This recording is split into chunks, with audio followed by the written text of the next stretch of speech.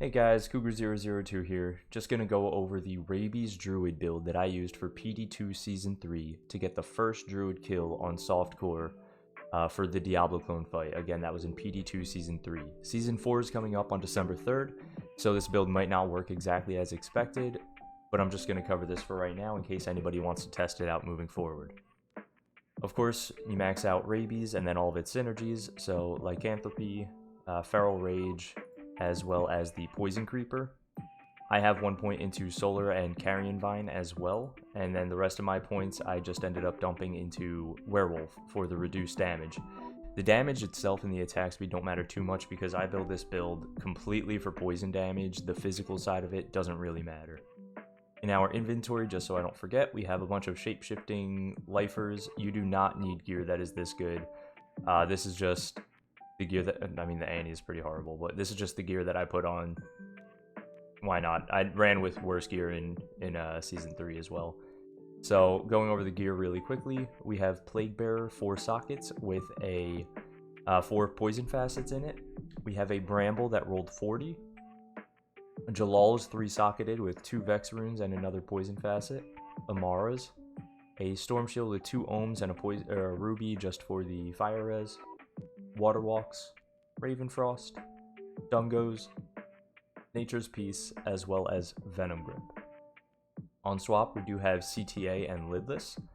One of the things that you want to keep in mind for this fight is you can summon your stuff outside of the actual Diablo clone arena, at least for this patch. So you can get all of your summons out of the way over here, buff them up, and then head back to Act 5 to actually join into the fight. Once you get into the fight, you're going to want to cast your battle orders, battle commands, and werewolf form with your spirit and lidless on, and then swap. That's because with the spirit and the lidless, you actually have more plus skills than with your plague bearer Stormshield, so it makes sense to cast everything from there. During the fight itself, because of Rabies, you're going to have to wait every 4 seconds to hit him. So as you can see, I hit him, then I kind of run around, and then I go back in when the 4 seconds are about to end, hit him again, and put the Rabies on. One of the things that you can do during this fight is actually summon the vines on the other side of Diablo clone. So he targets them before he targets you, since they're actually the closer minion. So it saves you a lot of damage and lets you use your full rejuvenation potions a bit more sparingly, because despite this build being very safe, since all you're doing is running in once, slapping him, then running away, it does make it even more safe because he's not focusing you with his attacks. Another cool thing to note is that these skeletons also focus your minions, so they won't be hitting you as much.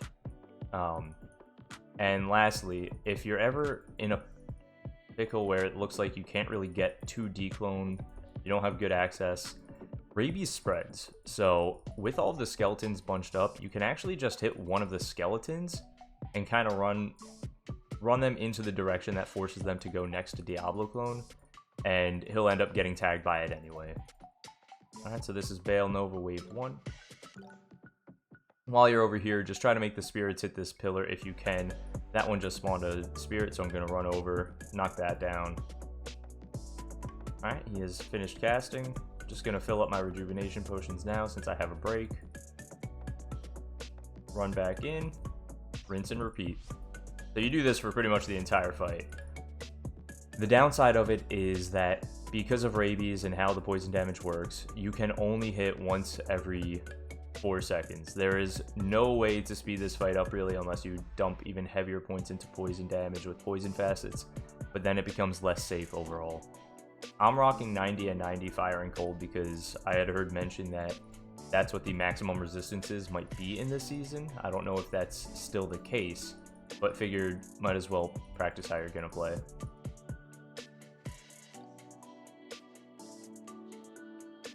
So of course, my Bramble is only 40%, so if I really wanted to, I could get more damage. I just didn't want to waste the time rerolling Brambles a million times. If you want to, you can also use Feral Rage. You know, boost up your speed a little bit, run around more. I personally find it to be a bit more hassle than it's worth.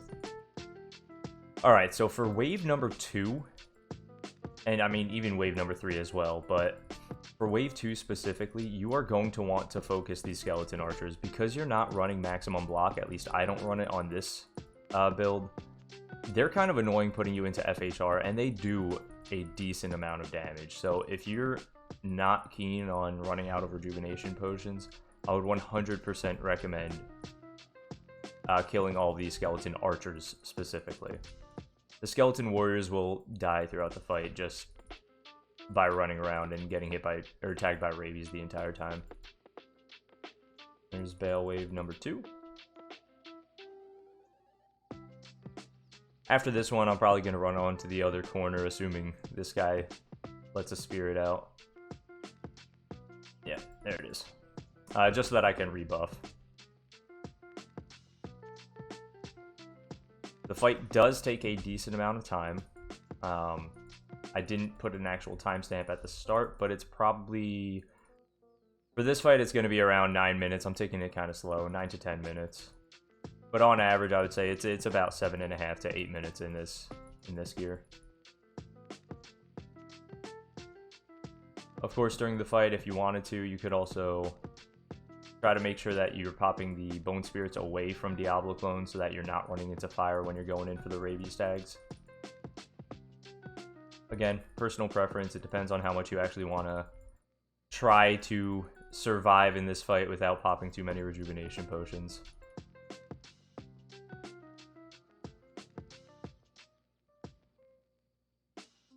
Like right here, there's 3 on me, so I'm just going to pop them out, then go in. Alright, wave 3, exact same process as wave 2. Try to tag as many skeletons as you can. Kite them around, so when I run in and I tag one, I run out so that all of the melee minions have to follow me and probably end up getting tagged themselves. The skeleton archers require 1 to 2 rabies bites at this damage. Really dependent on whether or not they have the poison creeper vine extra or minus poison resistance underneath them. They did have their poison length reduced. That happened in the beta testing last season because I think I was showcasing this a little bit too much, and it was felt to be way too safe, and he was going down a little bit too fast for how safe the actual fight was.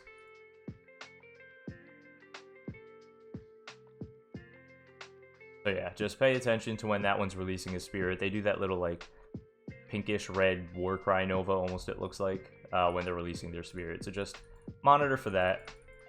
Now that we're done with those 2 phases, really the rest of the fight is just running in, tagging Diablo clone, running out.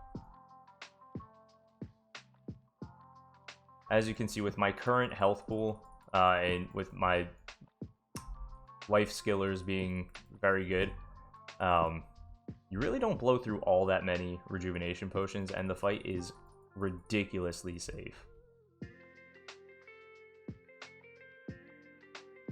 As long as you're somewhat paying attention to what's going on, which, if you're doing Diablo clone, you should be paying attention.